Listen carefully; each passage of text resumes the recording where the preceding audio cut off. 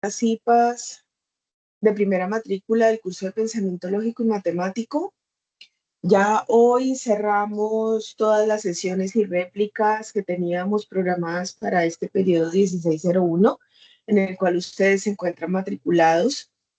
Para mí ha sido un gran placer acompañarlos en estas sesiones y en estos encuentros, que más que venir aquí a exponer a ciertas temáticas, pues para nosotros es muy importante que ustedes tengan esa posibilidad de aclarar sus inquietudes, de que practiquen todo lo aprendido y lo visto durante el periodo académico y en los diferentes retos en estos espacios. Por eso es tan importante su participación. Entonces, recuerden que la persona que hoy está conectada, que participa activamente de este encuentro, pues tendrá una bonificación de 20 puntos en su curso, obviamente marcando la asistencia directamente en el campus virtual. Recuerden que si tienen alguna dificultad para hacer esa marcación de la asistencia, pues me pueden colocar en el chat su número de identificación para confirmar asistencia, solo quienes no lograron marcarla por el campus virtual. Como les decía entonces, el día de hoy vamos ya a cerrar estas sesiones. Hoy es la réplica para los estudiantes que se matricularon en el CIPAS para el centro de Palmira.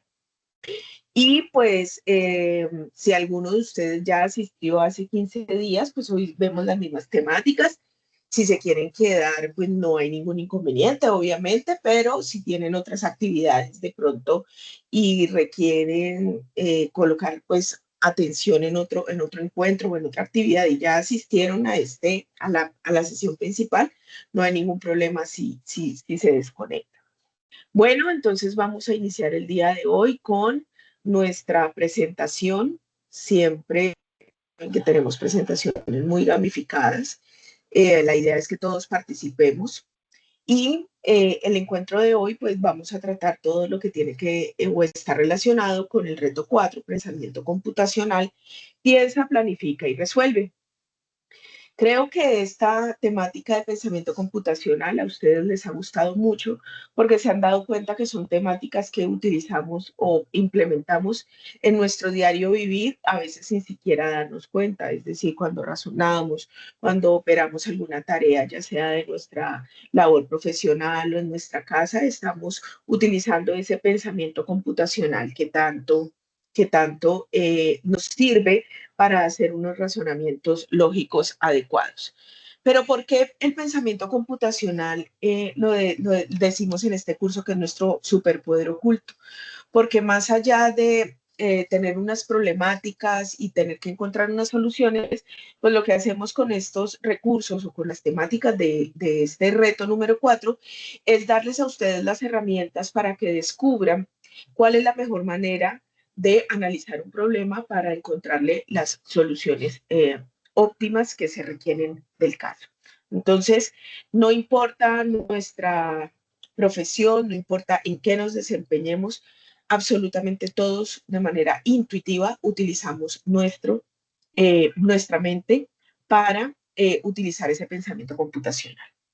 Entonces, el primer reto que tenemos es que nosotros vamos a hacer de cuenta que estamos como unos estudiantes pasantes, unos estudiantes practicantes, como cualquiera de ustedes en sus programas académicos pueden serlo. Entonces, llegamos a una situación en donde debemos organizar el turnero inteligente de un centro médico. Para la asignación de este turnero, nosotros debemos tener unas reglas muy presentes. Esas reglas a nosotros nos las indica el personal del servicio de urgencias. Entonces, ¿cuáles son esas reglas que nosotros debemos tener en cuenta? Pues cualquiera de nosotros ha asistido a un servicio de urgencias o hemos acompañado a algún familiar, a la mamá, al papá, al hijo, un amigo, cualquiera, a un servicio de urgencias y sabemos que para asignar la prioridad al acceso del servicio, es decir, que pasamos al triage, al servicio médico, pues depende de cuál es la sintomatología que el paciente tiene, ¿cierto? Entonces, Las reglas que nos indican a nosotros es que existen 5 niveles de prioridad para hacer el orden de la atención de los usuarios. Es que primero nosotros vamos a dar prioridad a toda emergencia que necesite una atención inmediata, es decir, una emergencia en donde el riesgo de la vida esté latente. ¿Listo? Esa va a ser nuestra primera prioridad. La segunda prioridad va a ser para un adulto mayor, es decir, todo adulto mayor requiere una prioridad especial. Estos irían después de las emergencias. En la tercera prioridad existiría si el paciente tiene fiebre, ¿ok? Entonces, si el paciente presenta un nivel de fiebre, se requiere una valoración pronta. Si el paciente de pronto viene con tos o un resfriado, eso ya es un caso moderado, un caso que puede esperar un poco más. Y si el paciente viene con una sintomatología de un dolor leve, donde no está en riesgo su vida, es decir, que no hay riesgo vital, pues este paciente puede esperar un poco más a el resto de sintomatologías. Entonces, cuando nosotros como pasante tenemos que organizar o asignar esos turnos de ese turnero inteligente de ese centro médico, pues debemos tener muy en cuenta estas reglas que ya están especificadas. ¿Cuál es el problema? Asignar los turnos para los pacientes que llegan. Ustedes saben que a urgencias llegan los pacientes en manada con diferentes situaciones, pero alguien le tiene que dar un orden. Entonces, ese pasante le va a dar ese orden a ese centro médico. Ya tenemos el problema, la asignación. Entonces, cuando ya tenemos un gran problema, aquí es donde aparecen los 4 pilares del pensamiento computacional. Esos 4 pilares en su orden son descomposición, reconocimiento de patrones, la abstracción y el diseño de algoritmos, en ese orden. Entonces vamos a ver un poco más de qué trata cada uno de estos pilares o qué debería ser nuestro pasante para poder desenredar toda esta situación y asignar de la mejor manera estos turnos a los pacientes. Entonces, cuando hablamos de la descomposición, yo necesito saber qué información tengo. ¿Listo? Tengo un gran problema. Entonces, lo primero que analizo es qué tipo de pacientes me está llegando, con qué sintomatología, relaciono los casos que tengo, es decir, con respecto a las prioridades que les debo dar, debo tener en cuenta las reglas que ya están especificadas y el destino final será el resultado de la valoración de ese nivel de la situación médica del paciente para poder asignar ese turno. Es decir, ¿qué hizo ese pasante? Descompuso una situación grande en varios aspectos más pequeños a tener en cuenta. Muy bien. En el segundo paso tenemos el reconocimiento de patrones. Entonces aquí ese pasante tiene que mirar qué casos se repiten para tenerlos muy en cuenta e identificar qué pacientes vienen con una emergencia o un caso grave y asignarles el primer turno. Luego, asignar los casos según las reglas que me han sido estipuladas al inicio del ejercicio o al inicio del problema. ¿Listo? Si llega un mismo síntoma varias veces, pues aplicamos la misma regla y vamos aplicando ese orden que estamos ya especificando. Luego, ese pasante debe abstraer la información, es decir, tomar la información que realmente me importa. ¿Qué es lo que más me importa? ¿Qué sintomatología trae ese paciente? A mí no me importa ni el nombre, ni la ropa, ni de qué color es, ni el género. No, me importa qué paciente, qué sintomatología tiene el paciente para poder asignar esa prioridad. Es decir, que ese pasante no se debe colocar a fijarse en otro tipo de cosas que no sea lo realmente importante. Y por último, tenemos el diseño de algoritmos. Ese diseño de algoritmos ya es el resultado y cómo voy a resolver yo como pasante la asignación de los turnos en ese centro médico. Entonces, seguimos las reglas paso a paso para poder ordenar adecuadamente los turnos según las prioridades que ya hemos identificado. Tomamos decisiones, por ejemplo, si es una emergencia, el paciente pasa de primero. Si no es una emergencia, hay que asignar un siguiente paso, ya revisar si es un adulto mayor, si tiene tos, si tiene fiebre y asimismo vamos asignando el orden hasta llegar a el dolor leve. Listo. Entonces, esta es la manera como ese reto de ese pasante sería solucionado. Entonces, aquí gráficamente, en forma casi que de algoritmo, les voy a mostrar cómo sería la asignación de esa prioridad para cada paciente. Hay un inicio de ese problema y nosotros lo primero que tenemos que preguntarnos ¿es una emergencia? Si sí es una emergencia, vamos a asignar la prioridad 1 y ese procedimiento o ese paso a paso hasta allí llegaría a su final. ¿Por qué? Porque el reto solamente está en la asignación de los turnos.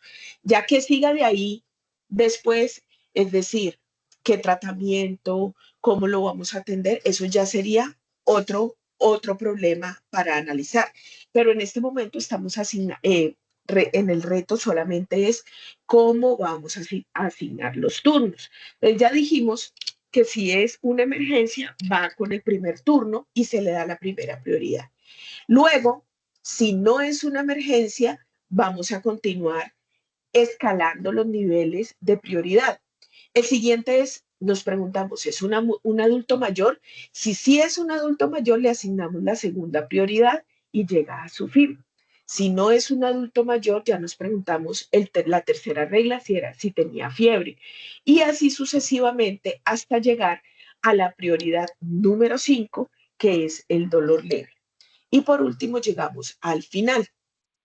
Esto sería esquemáticamente la situación del turnero inteligente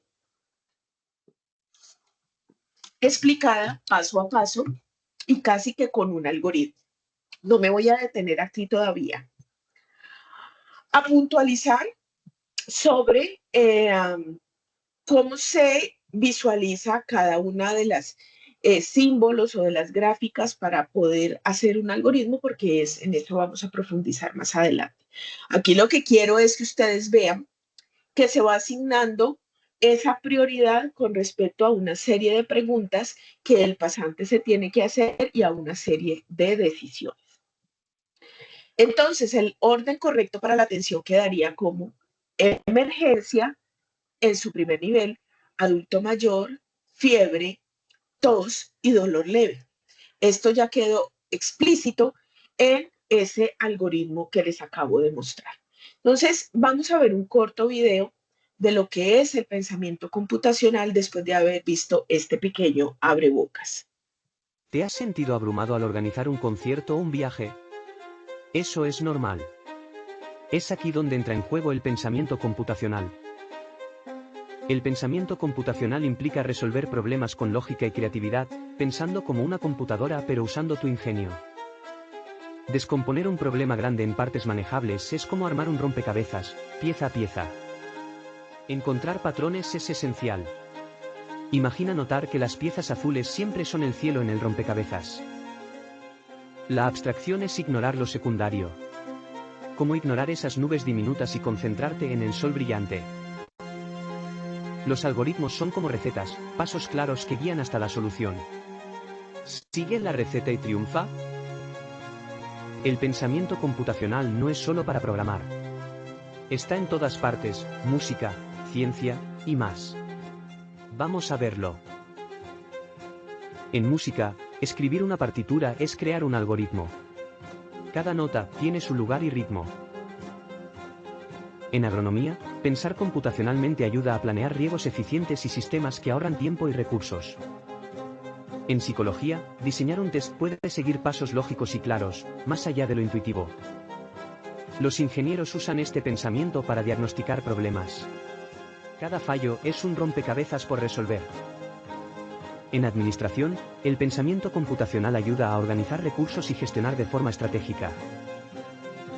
El pensamiento computacional es más que programación. Es un ejercicio para tu mente, potenciando creatividad y lógica. Imagina resolver desafíos como un superhéroe. Potencia tu capacidad de innovar y crear soluciones únicas.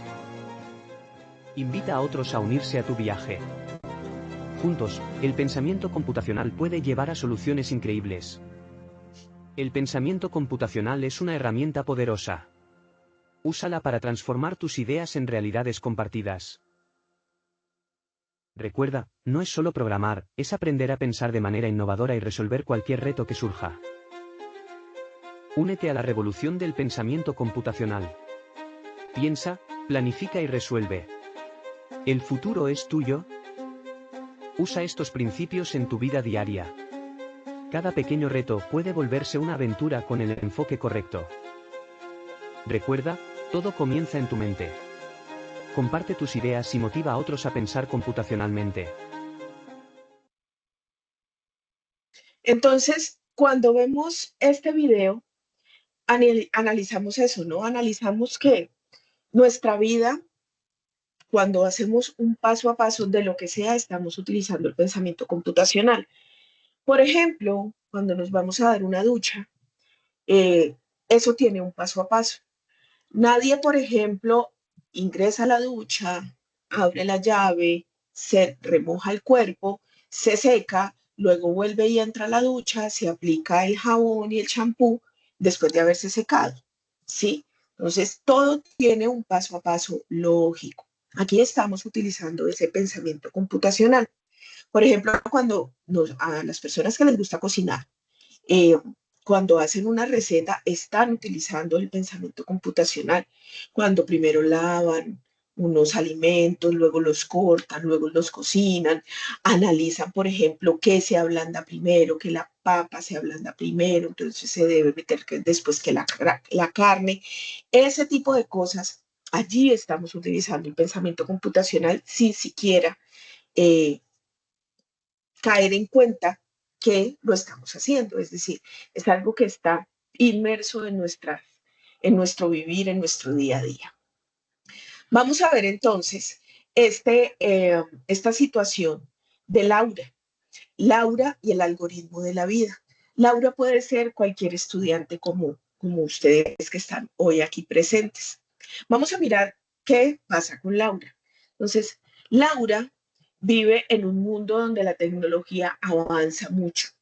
Laura es una joven estudiante que enfrenta los mismos retos que cualquier otra persona. ¿Qué pasa con Laura? Ella tiene tareas escolares, debe tomar decisiones en el día a día, debe resolver problemas y conflictos. Pero un día Laura descubre una forma diferente de ver la vida y es usar ese pensamiento computacional. Ese descubrimiento que le lleva a Laura, que aprende a que el pensamiento computacional no es solo para programar, sino para que desarrollemos un pensamiento crítico, con lógica, con claridad y con estrategia. ¿Qué conoce Laura? Que es lo que ustedes están viendo el día de hoy, los pilares de ese pensamiento computacional. Entonces, ella sabe ya que si se le presenta un gran problema, lo primero que debe hacer es descomponerlo en partes pequeños, buscar patrones, es decir, buscar situaciones que se repiten, que son semejantes, enfocarse en lo verdaderamente esencial. Eso es la abstracción. Y por último, diseña algoritmos para poder actuar paso a paso y resolver los problemas de la mejor manera y llegar a soluciones realmente óptimas y eficientes. Aquí es donde Laura empieza a utilizar el razonamiento deductivo, el razonamiento inductivo y el razonamiento abstracto. En su día a día, Laura, ¿qué empieza a aplicar sin darse cuenta? Que organiza sus tareas escolares como un algoritmo. Ustedes, por ejemplo, han visto que en las guías que ustedes revisan de este curso hay un paso a paso. Eso es una manera de hacer un tipo de algoritmo. Es decir, les estamos organizando en orden unas tareas para que ustedes lleguen a un objetivo o a una solución o a un objetivo óptimo. ¿Cuál es el objetivo óptimo en cualquiera de nuestros retos? Aprender, aprender, saber en qué lo voy a aplicar y obtener una buena calificación en el cuestionario.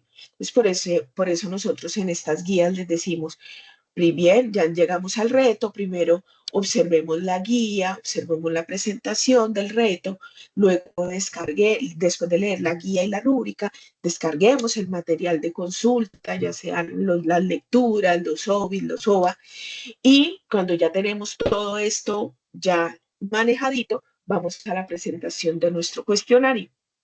Alguien dirá, no, yo primero presento el cuestionario y luego estudio. Bueno, esa persona analizará si esa es la manera óptima de obtener los mejores resultados. De eso se trata el pensamiento computacional. ¿Qué descubre Laura? Por ejemplo, que en los días que ella duerme bien, al siguiente día pues rinde más y tiene de pronto su mente más abierta. Aquí está utilizando el razonamiento inductivo. ¿Por qué? Porque observó una experiencia, una situación en particular y aplicó una regla para ella que ya se volvería general.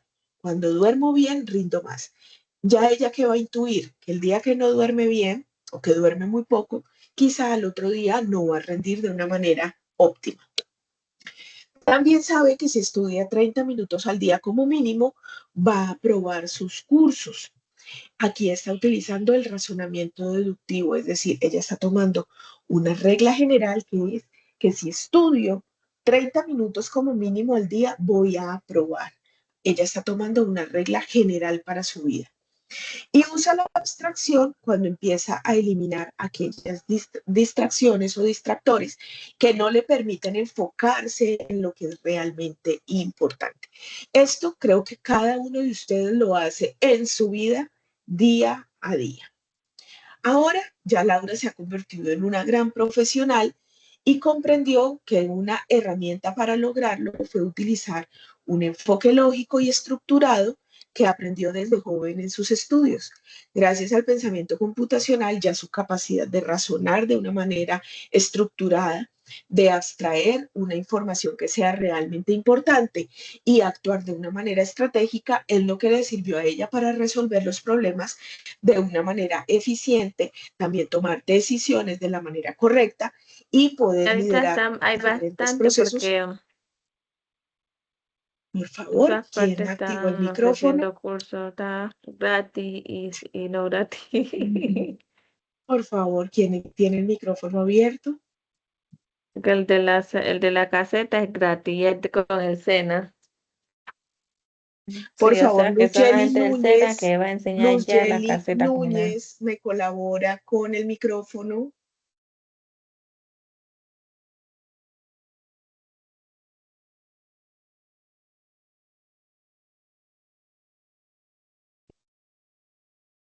Bien, por favor, les pido que tengamos mucho cuidado con los micrófonos para no tener que pausar la explicación, nos desconcentramos, me toca venir hasta acá a mirar quién es y poderlo silenciar. Entonces, ya cuando vayamos a participar en los retos o en los juegos, abrimos los micrófonos sin ningún problema. ¿Listo? Gracias. Vamos entonces a volvernos a conectar con la explicación. Listo.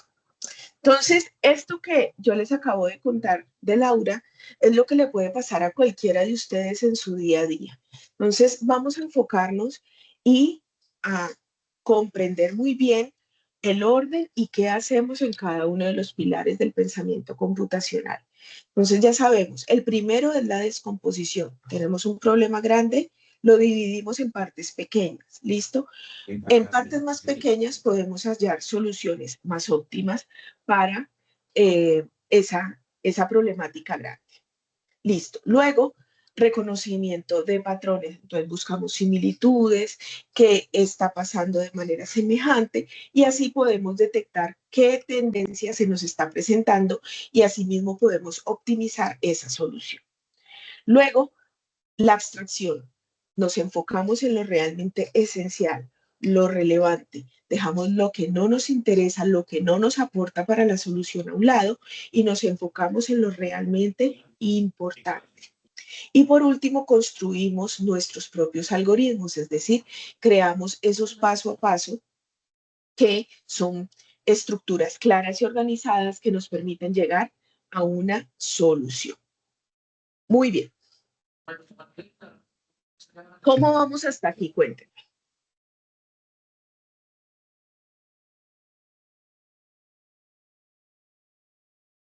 Ahora sí pueden abrir los micrófonos y contarme cómo vamos. Profe, bien. Pues hasta ahora yo he entendido lo que no tenía muy claro. Bueno, eso me gusta. Muchas gracias por por informarme de eso. Yo creo que ahorita cuando estemos haciendo los retos, pues vamos a aclarar todavía muchas más cosas. ¿Listo? Un intercambio posible para crear. Hay intercambio posible para perseguir por todos lados, persiguiendo la Europa, con India contra Kane y cuando se Creo que ese micrófono se quedó abierto.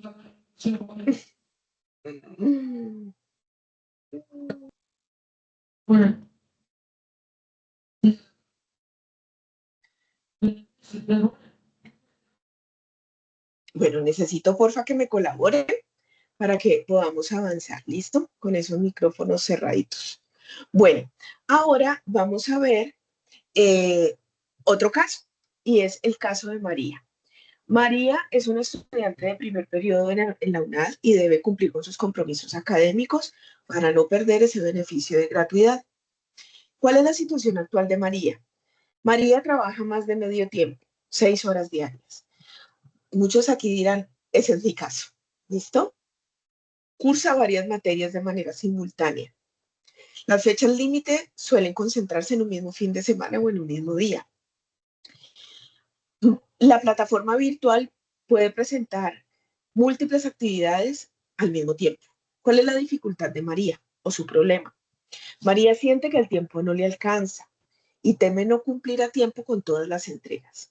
Creo que muchos de aquí pueden pensar que les ha pasado algo similar a lo de María. Por eso es que es tan importante pensar computacionalmente, es decir, esa situación que se le está presentando a María, ella debe organizarlo en manera de un plan estratégico para su vida académica. Entonces, ella descompone su situación o su problema. Entonces, ella divide ese problema en tareas más pequeñas. Dice, bueno, voy a organizarme y voy a leer las guías de primero, voy a identificar cuáles son los puntos que me van a evaluar, voy a resolver los ejercicios. Si me requiere participación en los foros, voy a participar en los foros y voy a presentar el cuestionario. Entonces, María sabe que con ese paso a paso puede sacar adelante su tarea o sus diferentes actividades académicas. Luego, ella hace un reconocimiento de patrones. Entonces, ¿ella qué sabe? Que si deja la actividad para los últimos días, puede cometer errores porque los abuelos decían que del afán no queda sino el cansancio. Los ejercicios de lógica quizá a María le requieren un poco más de análisis que de pronto la elaboración de un ensayo. Entonces ella coloca primero los ejercicios que ella sabe individualmente. Esto no es para todos. Cada quien maneja su propio plan. Y ella sabe que primero debe sacar los ejercicios de lógica, que son los que más tiempo le van a consumir. También analiza que a veces el sistema de la plataforma se congestiona el último día, entonces que debe tomar decisiones estratégicas, no dejarse coger el tiempo y entregar todo con la debida antelación. Entonces, ella que detectó aquí unos patrones identificados, ella ya sabe que ya le ha pasado varias veces que cuando lo deja para última hora, algo ocurre, alguna situación, entonces ya ella aprende esa lección y se enfoca en hacer unas entregas anteriores a las fechas de cierre para que no le ocurran esos problemas.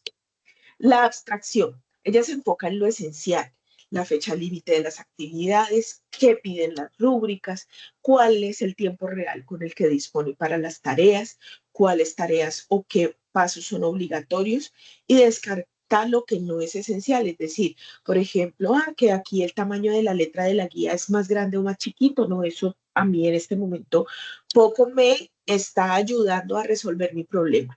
Lo que a mí me importa es lo que dice la guía, lo que dice la rúbrica, las fechas, eso es lo que ella debe abstraer. Y por último, ella internamente o para su vida académica lo que hace es diseñarse un algoritmo. Entonces, ella simplemente dice, voy a explorar las guías, voy a planificar mis tiempos, voy a estudiar los contenidos clave, luego voy a resolver las actividades o los cuestionarios, los ejercicios, dependiendo si es un cuestionario y no le fue muy bien, refuerza lo que ella note que está un poco flojita, interactúa en los foros y los espacios que el curso tiene adecuado para ello y hace las entregas y cierra verificando todos sus resultados. Es decir, ustedes organizan su vida académica en un plan que les arroje como resultado la comprensión de las temáticas. Lo que les digo, no es solamente la nota, sino qué estoy haciendo con eso que estoy aprendiendo en mi vida diaria y en mi vida profesional. Entonces aquí es cuando aprendemos a descubrir tres tipos de razonamientos muy importantes. ¿Cuál es ese primer razonamiento que vamos a analizar? El razonamiento deductivo. Ese razonamiento deductivo es el que parte de una premisa o un principio general y llegamos a una conclusión específica y lógica. Si las premisas son verdaderas, la conclusión necesariamente también lo va a ser. Les voy a dar un ejemplo. Decimos, por ejemplo, que todo estudiante de la UNAD que planifica sus labores académicas y estudia 2 horas al día, aprueba los cursos que tiene matriculados. Entonces, estoy iniciando con una premisa que me está diciendo que todo estudiante que hace cierta cosa en particular, que es estudiar 2 horas al día, va a aprobar. ¿Listo? Entonces, esto es el razonamiento deductivo. Ahora vamos con el razonamiento inductivo. El razonamiento inductivo, mientras tanto, lo que hace es que tomo unas experiencias particulares o unas observaciones que se dan de manera repetida y formulo una conclusión general. Pero ¿qué pasa con el razonamiento inductivo? La conclusión a la que llego no siempre es necesariamente verdadera. Es probable que la sea, pero no siempre lo es. Por ejemplo, el martes a las 4 de la tarde llovió. El miércoles a las 4 de la tarde llovió. Hoy es jueves. Yo puedo intuir que a las 4 de la tarde puede llover, pero puede no hacerlo. Entonces, por eso les digo que existe una probabilidad de que esa conclusión sea verdadera o no lo sea. Esto es lo importante del razonamiento inductivo.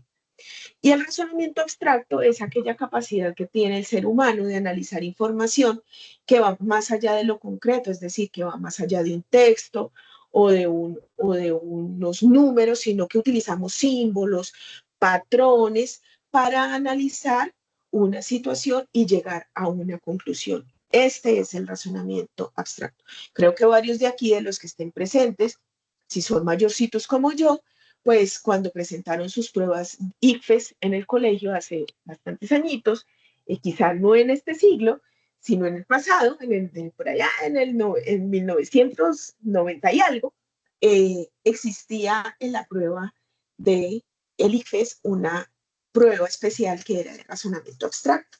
Esa prueba de razonamiento abstracto, lo que a uno le entregaban era una serie de símbolos que debían seguir cierta secuencia y uno debía encontrar esa última o esa última gráfica según la secuencia que se nos estaba mostrando. Hoy en día también se utilizan muchas pruebas de razonamiento abstracto, por ejemplo, en pruebas laborales, en pruebas para uno optar por un cargo. También por eso es tan importante analizar muy bien y aprender a abstraer ciertos detalles para poder llegar a una conclusión. Vamos a ver entonces el caso de Julián para aplicar estos tres tipos de razonamiento. Julián es un muchacho que de pronto no se nos está alimentando muy bien. Entonces, Julián hace ciertos análisis Julián hace ciertos análisis para poder tomar decisiones correctas, listo, para poder tomar decisiones correctas. Entonces vamos a ver cuál es la situación de Julián. Primero vamos a resolver este cuestionario, listo. Ahorita vamos con la situación de Julián. ¿Qué caracteriza al razonamiento deductivo en la resolución de problemas? Deductivo. Entonces, ¿es el que utiliza ejemplos y experiencias personales para tomar una decisión? ¿O es el que inicia con hechos específicos y generaliza conclusiones? ¿O parte de premisas generales para llegar a una conclusión específica? Díganme ustedes. La 3. Parte de una premisa general para llegar a una conclusión específica. Muy bien. Y recordemos que necesariamente si las premisas son verdadera, la conclusión lo va a ser. Ahora vamos con el razonamiento inductivo. ¿Qué sería lo válido? Indicar que son premisas verdaderas y lógicas que garantizan una conclusión obligatoria, o que son opiniones sin observaciones que las respalden, o que son observaciones específicas que permiten generalizar una conclusión probable.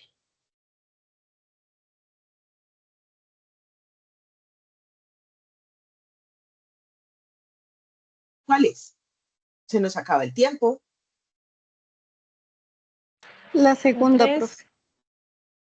La segunda no lo La es, tres. es la tercera. Se me acabó el tiempo. Acuérdense, hay unas observaciones específicas y me generan una conclusión que es probable que ocurra, mas no es cierto en todos los casos.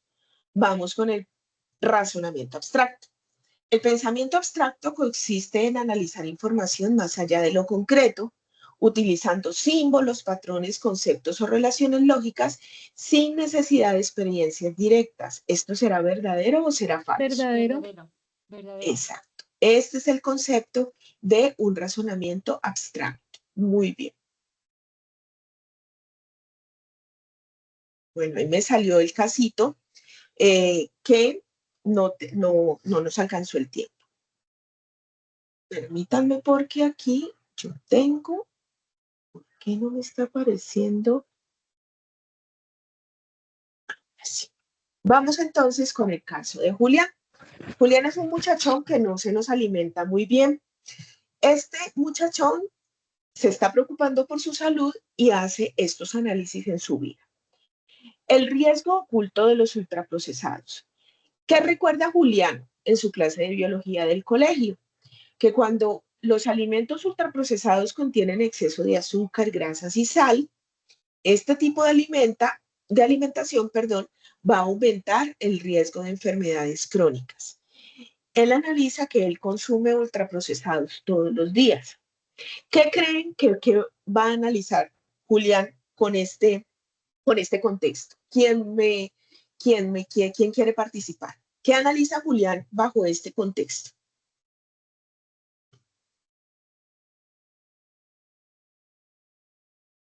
Quien desea participar sin miedo, no, si se equivocan, no importa, aquí corregimos.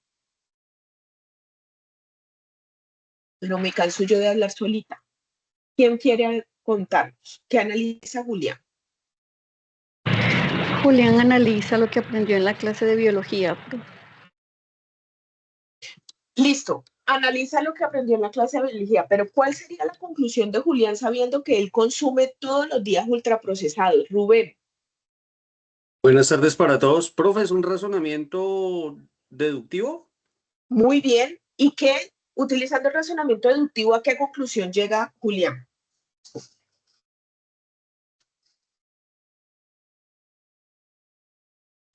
Y sigue Profe, comiendo procesados, aumenta el que debe riesgo de eliminar enfermedades esa, crónicas. ¿Que debe debe eliminar. eliminar esa dieta? Ajá. Porque Sí. puede aumentar el riesgo de enfermarse, ¿cierto? Entonces, Sí. aquí está. ¿Qué concluye? Si sigo comiendo así, estoy aumentando mi riesgo de enfermar. Y lo que me dijeron por ahí, mejor cambio mi dieta. Como dijo el compañero Rubén, es un razonamiento deductivo. Ven entonces ya la aplicación de los tipos de razonamiento en lo que hacemos en el día a día, pero no sabíamos que estábamos utilizando un razonamiento deductivo.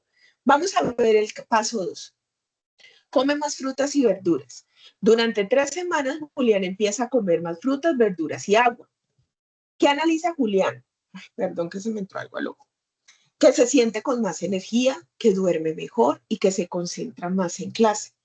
Aquí utilizó el razonamiento inductivo, es decir, él vio estas 3 situaciones que se presentaron a partir de su mejora en la alimentación.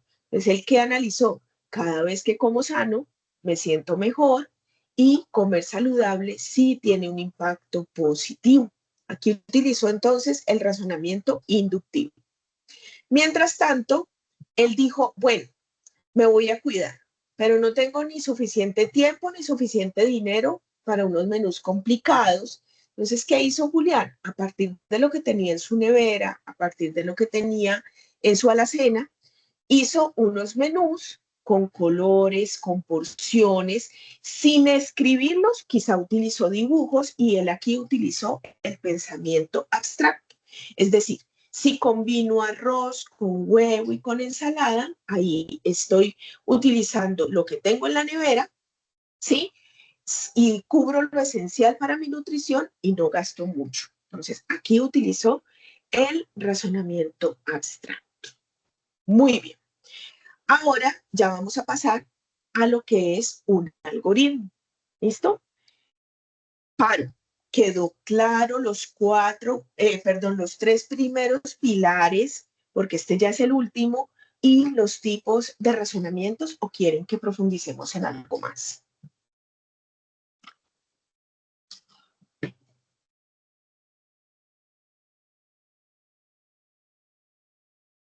Bueno, supongo que quedó claro porque, bueno, ok. Ahora vamos a entrar en lo que es definir un algoritmo. Y muchos dirán, ¿algoritmo? ¿Es en serio? Yo que estoy estudiando música o que estoy estudiando derecho, ¿algoritmo? Sí, algoritmo. ¿Y por qué algoritmos? Porque nosotros no lo vamos a utilizar para hacer un código de programación. Nosotros vamos a utilizar el algoritmo simplemente para dar un orden lógico y un paso a paso a cualquier tarea o a cualquier decisión o a cualquier resolución de un problema que necesitamos efectuar. Entonces, un algoritmo es un conjunto ordenado y finito, ojo, finito, es decir, que siempre tiene un fin de pasos o instrucciones que se siguen para resolver un problema o alcanzar un objetivo. Cada paso debe ser claro, preciso y ejecutable. Y al aplicarlo correctamente vamos a obtener un resultado que se puede predecir. Los algoritmos son fundamentales para organizar procesos, para automatizar tareas y para tomar decisiones de forma eficiente y lógica. Muy bien. Vamos a hacer un ejemplo con una tarea completamente sencilla y es la carga de nuestro celular. Entonces, hasta para analizar la carga del celular, nosotros hacemos en esa toma de decisión rápidamente un algoritmo. ¿Qué algoritmo utilizamos? Esto es un pseudocódigo o un algoritmo. Un pseudocódigo es escribir el paso a paso. ¿Listo? El óvalo, ahorita vamos a ver los símbolos, el óvalo siempre me va a indicar el inicio y el fin del algoritmo. Vamos grabándonos, el óvalo. Vamos a iniciar un rectángulo que me va a significar un proceso. ¿Qué hace cualquier persona para saber si necesita cargar el celular? Revisar el celular, ¿cierto? Reviso. Ok, reviso el porcentaje de batería. Luego sigue un rombo. El rombo son las decisiones. Y me pregunto, ¿la batería está menor al 5%? Si sí está menor al 5%, sigo a un siguiente proceso que lo voy a identificar en un rectángulo y es que voy a conectar mi teléfono al tomacorriente con su cargador. ¿Listo? Sigue otro paso, otro proceso que es esperar que la batería cargue. Y luego llegamos al final. Si mi decisión hubiera sido, aquí cuando me pregunté que si era menor al 5%, si hubiera sido no, él llega al final, es decir, todavía no lo debo conectar a la carga, porque puedo dañar mi equipo móvil. Entonces, esto es lo que nosotros llamamos algoritmo. Y escribir esto paso a paso es lo que llamamos como pseudocódigo. Bien, vamos entonces a ver rápidamente ese diagrama del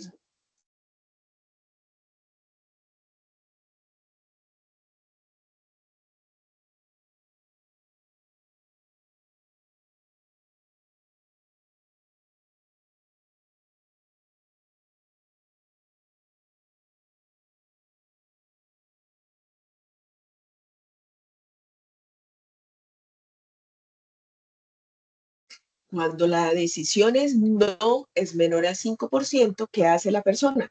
Debe esperar que su carga esté por debajo del 5% para conectarlo. ¿Por qué? Porque esas son las instrucciones del fabricante. Si está por encima del 5%, no lo carguemos, porque podemos dañar la vida útil de la batería. Entonces, lo que les quiero mostrar con esto es que decisiones tan pequeñas que tomamos en nuestra vida ya vienen con algoritmos o con pasos a pasos inversos. Ahora sí vamos a ver detenidamente cuáles son los principales símbolos de un diagrama de flujo. Entonces, les dije, el óvalo es el que me simboliza el inicio y el final, es decir, me marca el inicio y el fin del diagrama de flujo.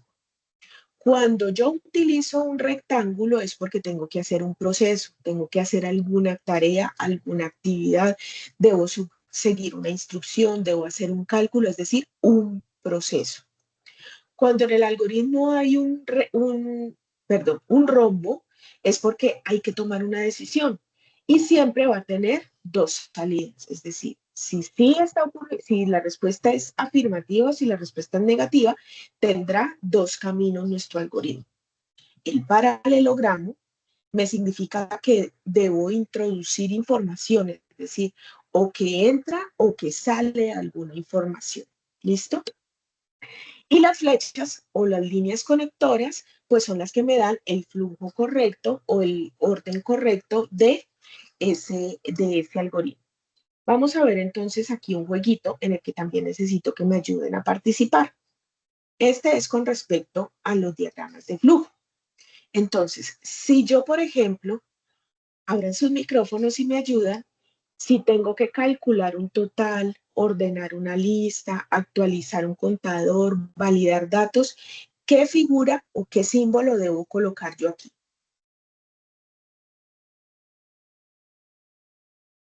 ¿Un rectángulo? Un rectángulo, muy bien, porque estoy haciendo un proceso. Si me dicen que es el inicio del programa, el fin del proceso, el arranque del flujo o el cierre del algoritmo, ¿qué debo colocar aquí? ¿El óvalo? Un El óvalo. óvalo. El óvalo, muy bien. Si ya son preguntas como si tiene más de 18, si el saldo es mayor a 0, si deseo continuar, si X es igual a 0, ¿qué debo colocar? Un ¿Una rombo. línea? ¿Una flecha? Rombo. Un Rombo. rombo. Un Un rombo rombo. porque Ah, estoy sí. tomando una decisión. ¿Listo? Me están haciendo Ah, ya. una pregunta. ¿Qué me marca el orden real de la ejecución de los pasos? Ah, la línea. Ahora sí, las líneas y los Las conectores. líneas.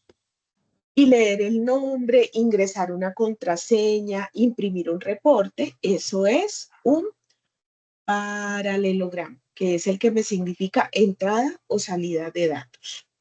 ¿Listo?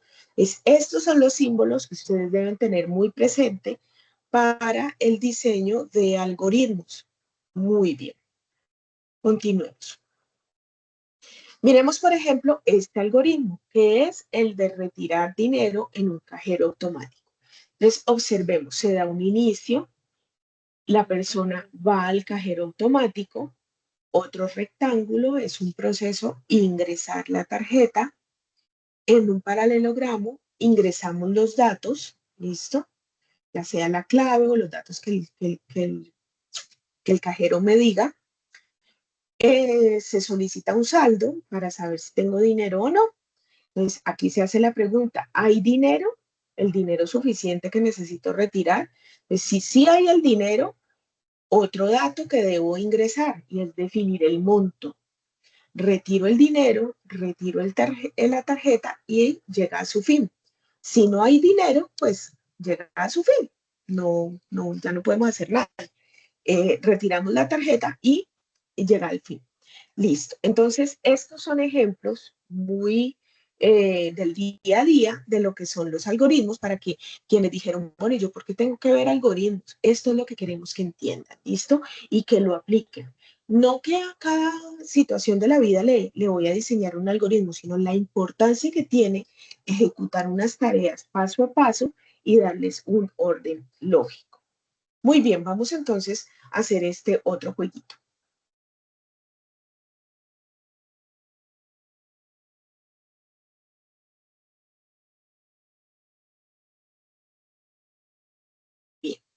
Miremos entonces este. ¿Cuál de las siguientes opciones define mejor un algoritmo? Es un conjunto ordenado y finito de pasos que resuelven un problema o alcanzan un objetivo. Es un texto que describe en lenguaje natural cómo hacer una tarea o es una representación gráfica de un proceso mediante flechas y símbolos. La A. La primera, la A. Sí. La A. Bien, la A. Ya tenemos entonces muy claro que es un algoritmo. Uy, me va a empezar a molestar la garganta. Segundo, en el ejemplo de la ensalada saludable que se expresa mediante un pseudocódigo que se organiza los pasos de forma lógica y estructurada. ¿Esto es verdadero o es falso?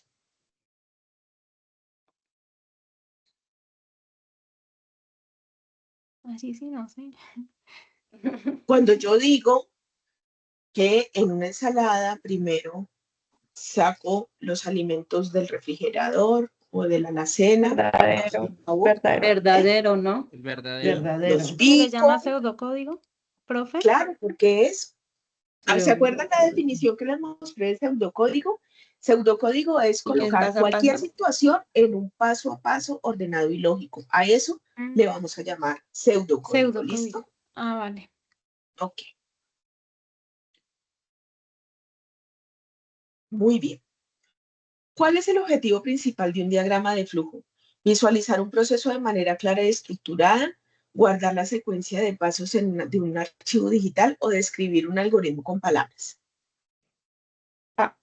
La primera. La primera. Ah, no, la primera. Muy bien, ¿no? Estamos súper, o sea, la comprensión de los conceptos ya vi que la tenemos muy clara, muy bien. Cuando organizamos los pasos para preparar una ensalada saludable en forma de pseudocódigo, ¿qué habilidad del pensamiento computacional estamos aplicando principalmente? La resolución de problemas, la representación del lenguaje estructurado o el diseño de algoritmos. Ah, no. Acuérdense que los pilares del pensamiento computacional son 4 y aquí solo veo uno de ellos. ¿Cuál sería? Representación del lenguaje El estructurado. diseño del algoritmo. Diseño de El diseño algoritmo. de algoritmo. Leamos muy bien la pregunta. ¿Qué habilidad del pensamiento computacional estamos aplicando? El diseño de algoritmos. Cuando diseñamos algoritmos es cuando estructuramos una tarea paso a paso en forma de un pseudocódigo. ¿Listo? Para que no nos vamos a confundir con esos conceptos. Listo. Vamos entonces a hacer este juego para que ustedes me ayuden. Aquí hay en estas opciones hay unos ejemplos de cada uno de los pilares del pensamiento computacional y unas definiciones. Entonces, vamos a colocar primero los que son las definiciones. ¿Listo? Entonces, vamos con este. Separar un problema en partes más pequeñas y fáciles de trabajar. ¿Cuál pilar del pensamiento computacional es ese? Descomposición. Descomposición. Muy bien. Descomposición. Conjunto claro, conjunto de pasos claros y ordenados para lograr un resultado.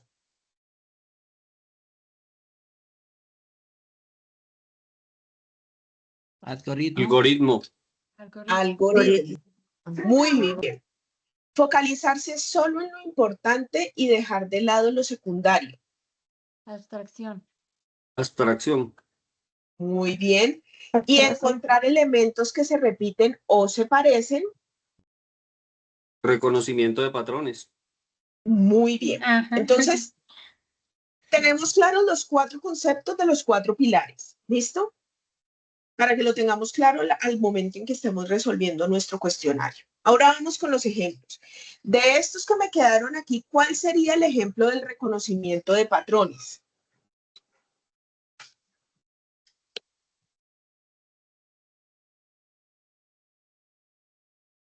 Cuéntenme, ¿cuál sería de esas opciones el ejemplo del reconocimiento de patrones?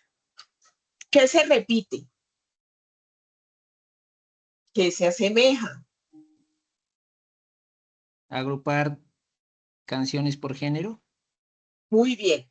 ¿Qué estoy haciendo aquí? Miren que aquí el ejemplo me está diciendo que yo estoy agrupando las canciones por género musical, es decir, tiene que haber una semejanza y es el género musical para poder hacer mi lista de reproducción de determinado género, por ejemplo. Ahora vamos con el ejemplo de descomposición.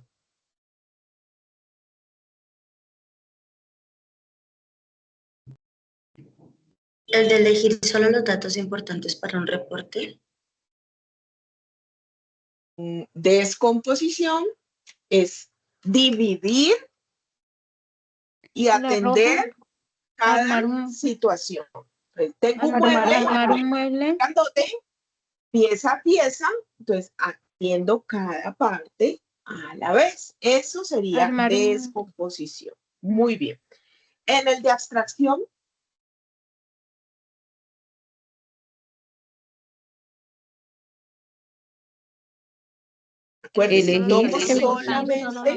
elegir solo los datos importantes. Muy bien, entonces acuérdense, en abstracción solamente me quedo con lo importante, con lo relevante y dejo a un lado lo que me está causando ruido, lo que no me genera apoyo para la solución, eso lo dejo a un lado. Y por último, el seguir las instrucciones para enviar un paquete, que son la serie de acciones que se deben cumplir en un orden específico. Cuando hablamos de orden específico y seguir unas instrucciones o un paso a paso, vamos a hablar de algoritmos. ¿Listo? Muy bien. Gracias a todos los que participaron. Este otro jueguito me condensa todo lo que hemos visto. Este muñequito aquí con un afro, muy lindo, debe cubrir unos retos para poder tener una solución a una situación. Entonces, vamos a mirar cada uno de los retos. Reto 1, encendido y despegue del halcón digital algoritmo. El halcón digital, tu avión de alta tecnología, está listo, pero el sistema de arranque solo se activará con los pasos exactos y en el orden correcto para encenderlo y prepararlo para el despegue. Un paso en falso y el sistema se reiniciará. Aquí están los pasos ordenados, desordenados más bien. ¿Cuál de estas opciones, de acuerdo a estos pasos, creen que es lo correcto para poder iniciar y arrancar el halcón?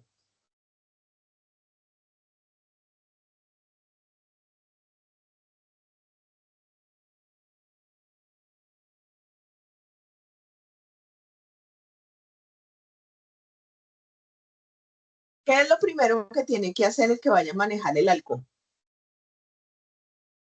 Verificar. Una compañera dice verificar. ¿Qué otras opciones tenemos? ¿Qué es lo primero que se debe hacer de acuerdo a estas 5 opciones que tengo? ¿La B? ¿Cómo? La D, D5. La B. Encender los sistemas eléctricos. Que la opción sería la B. ¿Sí? Encender es decir, sistemas eléctricos. Encender los sistemas eléctricos de primero, ahí sí verifico instrumentos, activo motores, liberamos frenos y aceleramos. ¿Este sería el paso correcto y lógico? Sí. Sí, porque no creo que primero aceleremos sin haber encendido, es decir, lo primero que tenemos que hacer es encender. Muy bien. Ok, vamos con el segundo. Sistema de calefacción pseudocódigo. Decisión en el refugio. El explorador llega a un refugio después de una larga caminata. Allí encuentra un computador que controla el sistema de calefacción. Para poder encenderlo y descansar, debe resolver el pseudocódigo que se muestra en la imagen. Esta es la imagen. ¿El refugio es seguro? Sí, la temperatura es mayor que 10. Si yo necesito completar este pseudocódigo, ¿cuál de estas 4 opciones será? La A, la B, la C o la D con respecto a esta indicación. D. Temperatura igual a 10. La C. Ojo, La A. el refugio es seguro si la Mayor que 10. temperatura es Mayor que 10. mayor que 10. Sí. Por eso la ¿Listo? respuesta es la A. Entonces es Ah, la mayor A. que 10. Ninguna de estas nos sirve, ni menor ni igual. Nos sirve es únicamente Mayor. que sea mayor para que el refugio sea seguro. Muy bien. Vamos con la tercera. El explorador encuentra un sendero lleno de arbustos. Para atravesarlo sigue este conjunto de pasos. Entonces, paso 1, avanza 5 pasos hacia adelante. Paso 2, revisar si el arbusto es alto. Paso 3, si es alto, rodearlo. Es decir, aquí le están dando una secuencia de pasos. ¿Esto qué es? Un diagrama, una tabla de decisión, una estructura repetitiva o un algoritmo. Un algoritmo. Un algoritmo. Un algoritmo. Le están dando una estructura en pasos. ¿Listo? Muy bien. Luego, él llega al refugio. La llave del refugio. El explorador llega al refugio y encuentra la puerta cerrada. Solo puede entrar si tiene la llave. Entonces, ¿qué representa el rombo en este diagrama de flujo? Un proceso, una decisión, una salida o una entrada. Una El decisión. rombo. Una decisión. La decisión. Una decisión. Excelente. Muy bien. Entonces, miren que pasamos aquí muy chévere por todos los pilares del pensamiento computacional y pudimos determinar cada una de las respuestas de manera correcta utilizando el pensamiento computacional. Entonces, ya pasamos por todo lo que tenía para el día de hoy. Las reflexiones, ustedes saben que siempre me gusta es que las hagan ustedes. Mientras ustedes participan, yo les comparto por aquí la encuesta que nos solicita la BIASI con respecto a las CIPAS. Recuerden que para nosotros es supremamente importante que ustedes contesten estas encuestas. Ya en la última, les voy a dejar por aquí los daticos, el código del curso, el nombre es pensamiento lógico y matemático. Ustedes son del periodo 1601. Esta es una CIPAS de primera matrícula. Y ya el resto de preguntas es que en qué zona están, en qué centro, en qué estudian, eso ya es de cada uno de ustedes.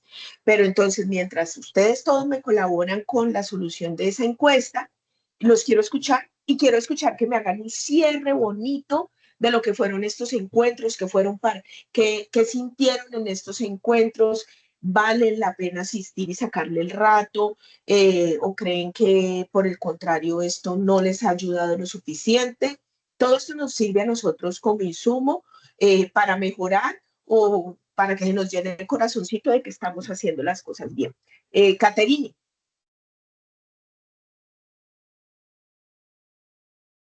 Profe, yo quería hacerte una pregunta. Es que tengo Claro, una dime. duda de, o sea, cuando nosotros nos pusieron a hacer un algoritmo de una decisión, ¿no?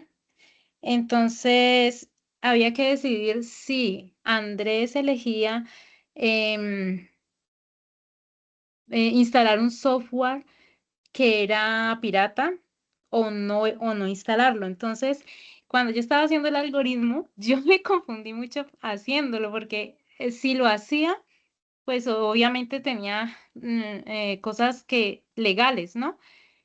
Y Implicaciones legales. sí, eso, Y estaba implicaciones colocando legales. en riesgo los equipos informáticos. Sí, eso. Pero si no lo hacía, entonces él tenía que también, o sea, poner dentro del algoritmo, poner como qué podía hacer él. O sea, ¿cuáles eran unas posibilidades de solución? Sí, entonces al hacer el algoritmo yo no sabía cómo organizar esa parte, sí, no. Es más, no sé si me quedó bien o no, pero entonces en esa parte de hacer el algoritmo, el flujo me queda como, no sé, tengo esa esa duda allí. Por eso, Catalina, el análisis, el algoritmo, lo que nosotros necesitamos es que al final, cuando el algoritmo se lleve a cabo en su totalidad, nosotros lleguemos a o a una solución o al logro de un objetivo o, o a la solución de la situación problema. Entonces, en el contexto en el que tú hayas tenido que hacer ese algoritmo, te tenían que dar unas indicaciones que de Sí, pronto él tenía ahorita él tenía dos caminos, ¿no? Dos instalar caminos que él podía seguir. un Sí, software ilegal o no hacerlo, pero en ningún sí, momento te decían buscar la posibilidad de instalar un software legal. ¿Sí? Porque todo esto es, o sea, cuando nosotros vamos a hacer el algoritmo es necesario tener todo el contexto de la situación. ¿Qué es lo que qué información tenemos y qué podemos utilizar? Es decir, qué información de entrada tenemos, qué puede salir, cuáles serían las posibles situaciones. Todo eso me lo da el contexto. Entonces, ya para revisar el caso tuyo, sí tendríamos que revisar todo el contexto que te estarían dando y qué en sí era lo que te estaban pidiendo, o sea, a qué resultado óptimo era que yo tenía que llegar con ese algoritmo. bueno, Pero yo lo hay que hice, revisarlo todo. yo lo hice así, o sea, como una pregunta, ¿rechaza el uso del Pero software eso pirata? fue en este curso, Sí, pero no, en el en el cuestionario. de ingeniería en sistemas, introducción a la ingeniería en sistemas. Ah, ok, ya es el curso de algoritmos, Sí. Ujú. ya es algo mucho más estructurado, ¿no? O sea, aquí Mm, en pensamiento lógico lo que estamos haciendo es entender la estructura de un algoritmo y sobre todo entender que cuando nosotros organizamos una tarea paso a paso, estamos pensando computacionalmente y estamos utilizando algoritmos. Ya si tú me dices, es que ya estoy matriculada en el curso de algoritmos, por eso te digo, te tenían que dar un contexto, una información clave para ese diseño de ese algoritmo y el diseño de ese flujo. Sí que de sí, pronto ya la es pregunta algo de más pronto, complejo y un poco que va más allá. era el no tanto como la información, sino como el diseño de, o sea, le explico, como la imagen que tendría que tener el diagrama. Entonces, yo hice como un rombo que da la pregunta, ¿no? Y a Ujú. un lado y al otro lado puse sí, no. Entonces allí venía mi duda si me quedó bien estructurado, digamos, instalar el software pirata y continuar con el proyecto y tener las implicaciones legales. Y al otro lado, pero entonces no sé si queda bien así, poner sí, rechaza el uso del software ilegal y poner alternativas como cumplir la ley, proteger los valores y así. O sea, Y sin pon, conocer el contexto del ejercicio, te diría, eso puede ser una solución viable. Es decir, es como cuando uno está en una situación en que eh, la cajera no me dio me cobró mal, ¿cierto? Algo así parecido. La cajera me sí, cobró mal. Entonces, tomo una decisión. ¿Le digo a la cajera o no le digo y me quedo con el dinero? Si no le digo a la cajera, se lo van a cobrar a ella. Entonces, es el contexto de todo lo que en ese ejercicio te tuvieron que haber planteado para poder hacer ese paso a paso. Si como tú me lo estás planteando, como te digo, no conozco el contexto del ejercicio, pero yo te diría, ok, cuando haces el rombo y tomas la decisión, si lo planteaste de esa manera, yo te diría, puede ser una forma correcta de la solución. Pero en definitiva, Caterine, como te digo, habría que conocer todo el diseño del ejercicio ya, para poderte dar una respuesta. ¿Listo? vale, profe, gracias. Listo, Caterine. Lady Viviana Cometa. Hola, buenas tardes. Profe, yo Hola, quería Lady. preguntar, era con respecto a los horarios de las CIPAs. La cuestión es que yo trabajo en las tardes y solamente pude entrar esta vez a esta CIPA. Entonces, no sé si se puede hablar de pronto con coordinación o con alguien, si se pueden correr las cipas de pronto o para más tarde, pues tipo 6, 7 de la noche o los sábados en la mañana. ¿Usted cree que haya posibilidad de eso?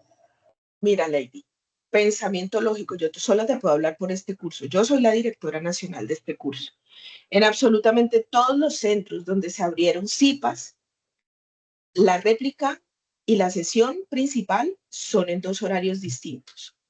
Yo te puedo decir que la sesión principal de esta, de Palmira, fue hace 15 días a las 6 de la tarde. Entonces, siempre damos las dos opciones, o en la tarde o mañana o en la noche. Quizás no estuviste pendiente de la que se programó hace 15 días en la noche, pero hace 15 días fue la de Palmira a las 6 de la tarde, porque la di yo. Entonces, siempre hay las dos opciones.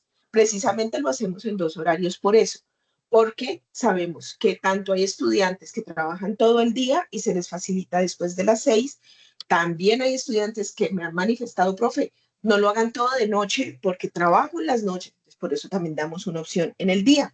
Entonces, la respuesta, Lady, es que por lo menos aquí en este curso damos las dos opciones. Ya en el resto de cursos sí no te sabría decir, pero aquí dimos las dos opciones, en la tarde y en la noche. Podrían asistir a cualquiera de las dos. Vale, profe, le agradezco mucho por la información. ¿Listo? Con gusto. ¿Alguien más nos quiere mencionar algo sobre qué le parecieron los encuentros? ¿Sirvieron para aclarar dudas? ¿Alguien nos quiera contar? Hola, profe, buenas tardes. Mi nombre es Paola Ortega. Hola, Paola. Profe, quiero decirle que este CIPAS me parece muy importante. Espero que haya muchos más, porque esto le ayuda muchísimo a uno a aclarar muchas dudas, a entender mejor el cuestionario. Pues para mí, en mi caso, matemáticas es un poquito dispensioso, pero gracias a estos CIPAS me parece que uno aclara mejor los conceptos y puede hacer mejor el cuestionario. Le agradezco mucho, profe. Bueno, Paola, muchas gracias por tu comentario. Esa es la idea, que estos encuentros a ustedes les sirvan. Por eso los hacemos muy didácticos, tipo juego, para que todos puedan participar. Como siempre les digo, no les dé miedo participar. Estos encuentros, si me equivoco, aquí nadie va a decir, vea, se equivocó. No, aquí estamos para equivocarnos, aprender. Si alguien se equivoca, explicamos cuál es la solución correcta, pero esa es la dinámica de estos encuentros. Aquí en el chat les estoy dejando los enlaces por si les interesa de todos los